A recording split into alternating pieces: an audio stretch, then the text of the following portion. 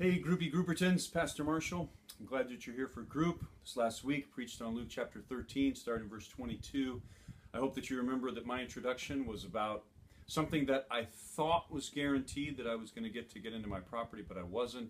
I want you to have already talked about something that you thought was guaranteed. Maybe that you thought that you were going to get on a certain flight. I had a friend that after 9/11, he had a ticket, and he was the last person holding the ticket, and they got him off the flight because they were going to have marshals on the flight, and they told him that that his ticket wasn't as good as he thought it was. I also knew someone else that their passport was stolen while they were in Europe, and they had a hard time getting back in the United States. I hope that you have already talked about the things that you thought were guaranteed in your life, but then they didn't turn out that way. An old question. This is a question that the church made really popular in the 70s.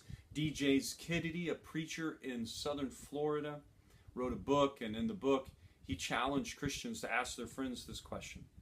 If you died and you met God, and God asked you, why should I let you into heaven? What would you say? Right now, do you assume that you are going to heaven? If so, why? I told you that the Jews thought that they were going to heaven because they were born Jewish. Is your answer that you are going to heaven because of birth?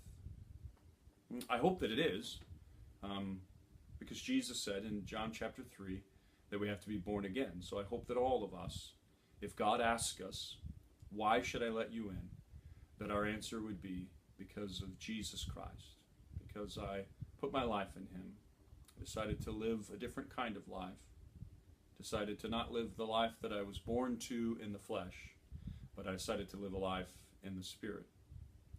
Jesus said that we would need to agonize over going to heaven. What does that struggle look like for you? That's the second question that I wrote in my notes, is what does that struggle look like for you? The Apostle Paul equated that struggle to an old man and a new man, that every day that the old man wants to be in charge. Paul said every day he has to put on the new man. The illustration that Paul is using in Romans is that the old man is Adam, and that's that sinful nature, that's that carnal nature that we were all born with. And that the new man is Jesus Christ, or the second Adam. The first Adam affected all of humankind with sin. And the second Adam, Jesus Christ, can affect all of mankind with righteousness. What does that struggle look like? Paul equated that struggle for him with an old man, new man, and a putting on of Christ. What does it make you think of? What does the struggle make you think of? That's the question I want you to ask. Jesus said in verse 28, this is the next thing that I think that you should definitely talk about in your group. Jesus said in verse 28 that there would be weeping and gnashing of teeth. The folks that had come to heaven thought that they were getting in. They didn't get in. They sat outside. They looked in the windows. They saw people from the north, the south, the east, and the west that got in. And on the outside, there was weeping and gnashing of teeth. I told you the Jews only used that language to talk about hell, to talk about the non-stop torture and grueling aspects of what it was like to be in hell. Both of those words, weeping and gnashing, are written in verbiage. Jesus uses words that mean that they never ever stop. And so the idea of what Jesus is talking about is eternal punishment. The church has struggled with this. And in our own day and age, it's struggling once again with, do we believe in eternal hell?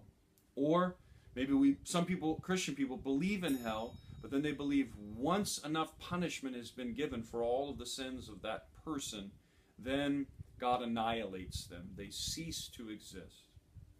What do you think? And this is a really powerful time. We've talked about this before. This is a really powerful time in your group to practice listening, to practice sharing, and to practice love. Expect that there will be some differences of opinion on this subject. The other thing that I think is really interesting in this text is that Jesus calls Herod a female fox. This is a put down. Jesus is making fun of Herod. He's putting him down. Now, Jesus never sinned. We believe that. And so it's not wrong for Jesus to put down his leader. But the Bible says that we're supposed to respect those that are in authority over us. So I want you to talk about, how do you reconcile this? Jesus calling Herod a girly fox, and Herod being king and Jesus being his subject. How do you reconcile Jesus doing that? And what does it mean for us? How much disrespect are we allowed to have for our leaders? Well, I hope that you'll talk about those things. I always want you to talk about your favorite things and your least favorite things. My favorite thing in this passage is that Jesus says that east, west, north, south, tons of people are going to be in heaven. We get those DNA tests. My mother is really into this stuff, and so she had us spit in some cup and she mailed it off. And well, I already knew that I was German, but it just means that I, from that world, came from the west, the barbarians. But God would invite me into the kingdom. I love that. And then, least favorite thing, what do you struggle with? Jesus said, narrow is the door, which means that not a lot of people are getting in. I want you to talk about that too. Do you believe that there is more than one way to God? If you do, why? Do you believe that Jesus is the only way to God? If you do, why? And how do you reconcile that? Well, finally, I gave you application. First application was that there were never automatic entry into heaven, that it would be a struggle. And I asked you to think about, what is your climb right now? And to commit to God that you will not quit on that climb, that you will finish it. And then the second thing in your application is that there will be some surprises in heaven. And I challenged you to think of a humble person that you know that's living a godly life, and to very quietly to write them a sweet little note, just telling them that you see their humility. You see how they're living a simpler life than most people, because they're generous and they care about the kingdom, and you would just encourage them. Well, God bless, groupers. Enjoy your time together.